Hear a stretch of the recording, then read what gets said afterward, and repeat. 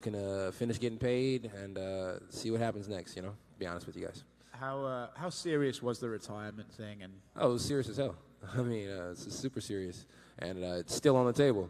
And it's like if I wake up Sunday morning after beating Wonder Boy, and you guys have Chimaev fighting for a 185-pound world title when he's never won a fight at 85 in the top 15, I'm retired. It's like I understand business is business, but favoritism is favoritism. The kid missed weight. I had to step up to fight him after he missed weight and make the fight happen. I shouldn't have had to do that, but I did what I had to do. I did what I was supposed to do for a company man, so I'm sitting here telling you guys now. Certain things have to go certain ways. If they don't go certain ways, if we don't get what we were promised, if things that we talked about aren't honored, yeah, you might as well just go ahead and give me my resignation papers and let me go home and fucking smoke weed and play video games for the rest of my life. Open up a Twitch, see how I do. when you say things were promised, so that was like during the negotiations for you to fight that Saturday? Or? I said what I said, and you know what I mean.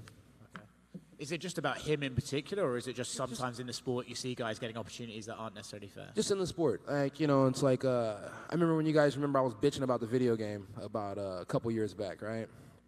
I got told, I don't make those decisions. It sounds good, but, who the fuck makes those decisions then? If I wake up the next day and this guy who's been in the organization for a very short amount of times in the video game, at the time it meant a lot to me. Now I really don't give a fuck, Same thing. You got a 17-year-old kid. You guys thought his clout was amazing. You thought his story was wonderful. You put him in the game before he even got a UFC fight. Same with Bo Nickel.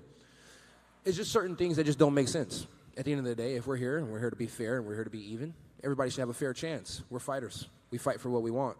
We should all be able to fight for what we want. We should all be able to get the same things if we're all fighting the same way. That's just how I feel. But I'm not here to bitch. I'm not here to complain. I'm just here to do what I feel like is right. And if I feel like something's not right, I will move the fuck around because that's what I do.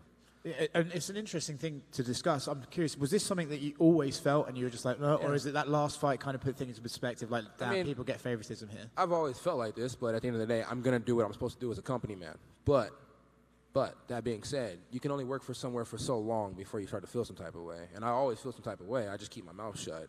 I think I work for a wonderful company. I think they're a fantastic company.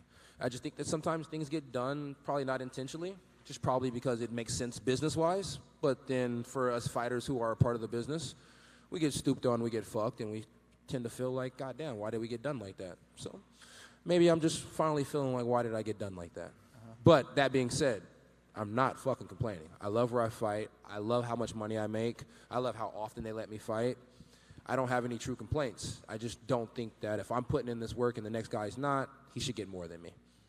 So with that said, Saturday, it's just, at the moment, are you just kind of like, I'll take it as it comes? Like, if they offer me a fight and I like that fight, I might take it. If not, is it just you have no real plan at the moment, or you're just sort of seeing how it goes? Yeah, no plan. I used to be a decent planner. I used to like to plan a few things, be strategic if you must say so yourself. But no, now I'm at the point in time where I'm just kind of like, whatever comes, comes. And if nothing comes, I'll sit at home, play video games, and smoke weed.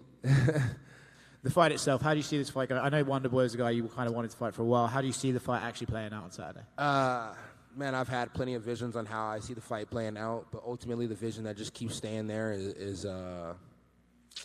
third. For some reason, it's a third-round stoppage, So we shall see. It's Wonder Boy is a fantastic fighter. We all know he does wonderful things. He's very defensive. He does a good job of not getting hit, but I think around round 3 I'll start to hit him, So I think once I start to hit him, it'll be over. And I choose round 3 because I feel like that's the time, but whenever I start to hit him, the fight will be over.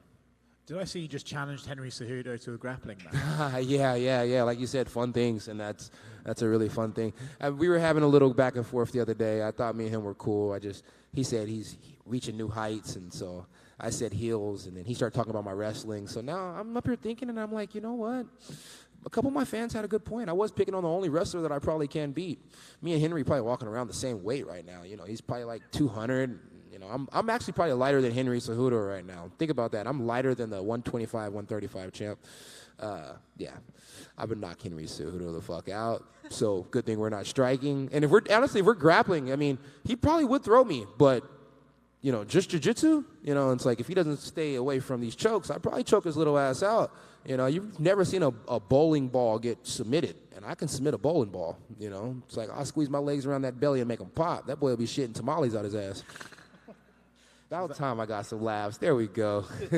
Is that the message to the UFC? It's I want Wonder Boy, then Cejudo, otherwise I'm out of here? Yeah, I want Cejudo on one of those big jiu-jitsu matches that the UFC puts on every once in a while. I would love to do that. And then I actually shared a big, long post. I would like to do the UFC comedy night that they do every once in a while.